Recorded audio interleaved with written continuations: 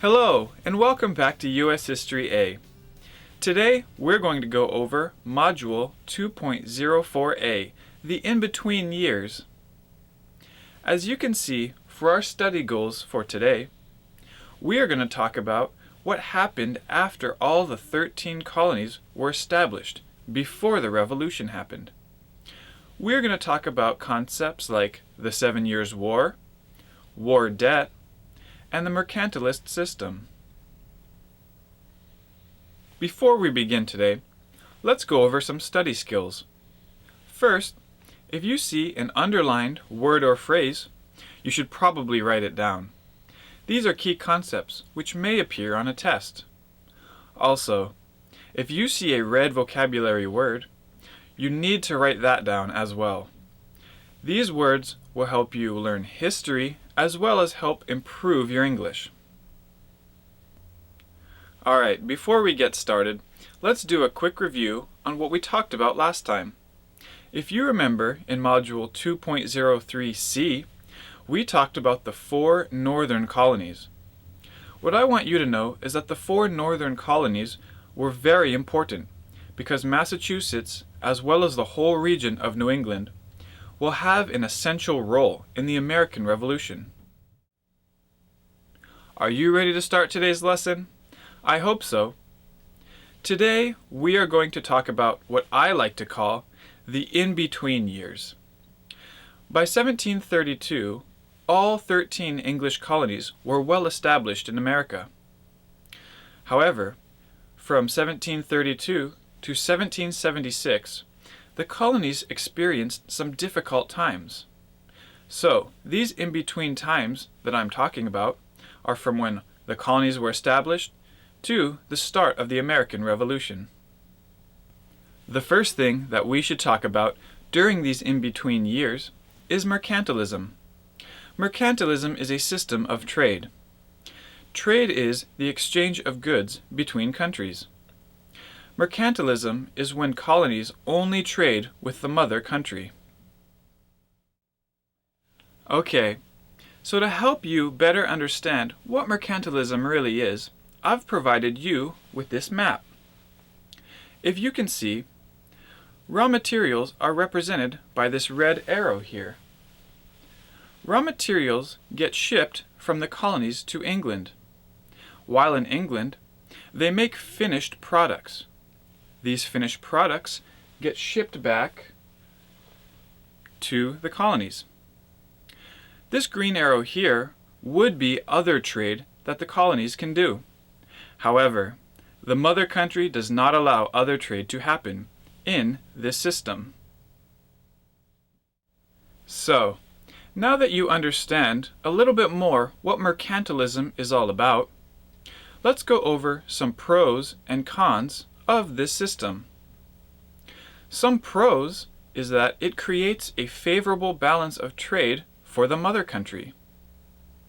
Another pro is that there are big profits off of the finished products because they sell these finished products in the colonies.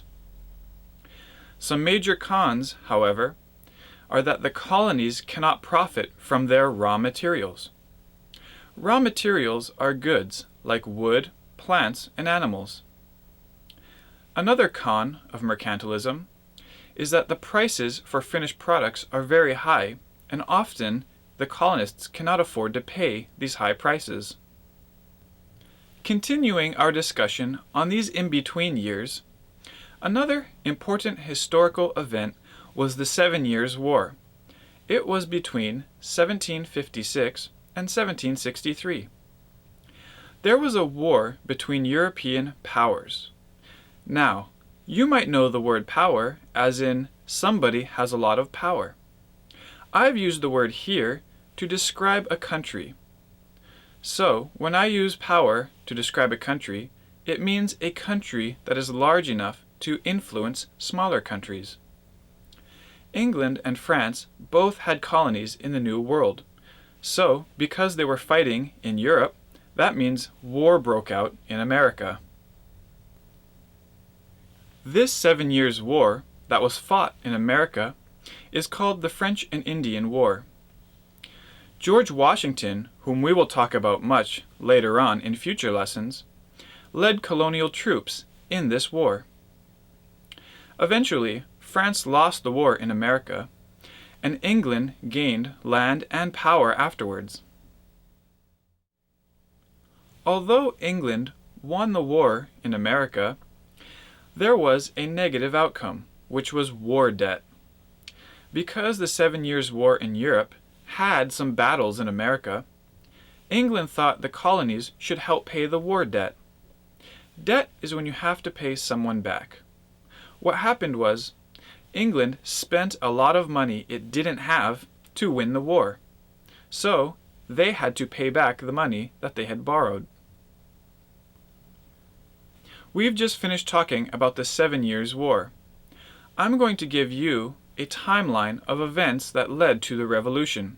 Some of these we will talk about in the next lesson. So, you have the 7 Years' War between 1756 and 1763. As we will see in the next lesson, the Sugar Act in 1764, the Stamp Act in 1765, the Townshend Acts in 1767, the Boston Massacre in 1770, and the Tea Act and the Boston Tea Party in 1773 all helped lead to revolution in America. So here we are at the end of our lesson. Let's go ahead and review some of the topics that we've discussed. First, we talked about mercantilism. We talked about why it's significant, and we also talked about some of the pros and cons of this system. We also talked about the 7 Years' War. We talked about why it was fought, and we also talked about the war debt that it caused. These are all very important concepts that we will be talking about when we get to the American Revolution. So here we are at our vocabulary stop. As always, I would like for you to take a few moments and write down each of these words. They are very important. They will help you learn history, and they will also help you improve your English.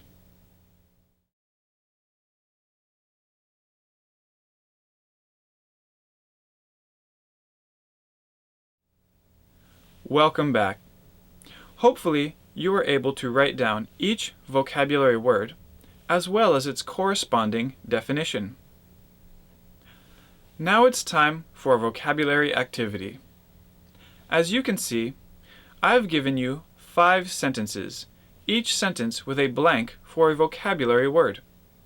I've also provided the vocabulary words themselves. I would like for you to take a few moments and try and put a vocabulary word in each of these sentences.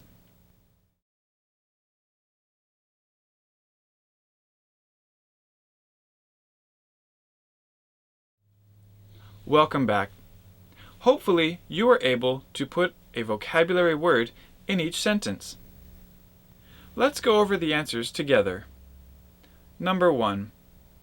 Colonies were rich in raw materials for trading. Number 2. Wars are often won by the troops in battle. Number 3. The colonies wanted free trade with other countries. Number 4. England and France are European powers. And finally, number 5. War put England in debt, so they needed money. Hopefully, you did well on this vocabulary activity. Here we are at our assignment for the day. This is what I would like for you to do. I would like for you to read through your notes on mercantilism. After that, open your notebooks and write 3 complete sentences in your notebook about the pros and cons of the mercantilist system. If you can do that, then you really do understand how mercantilism works. And mercantilism is a very important concept in these in-between years.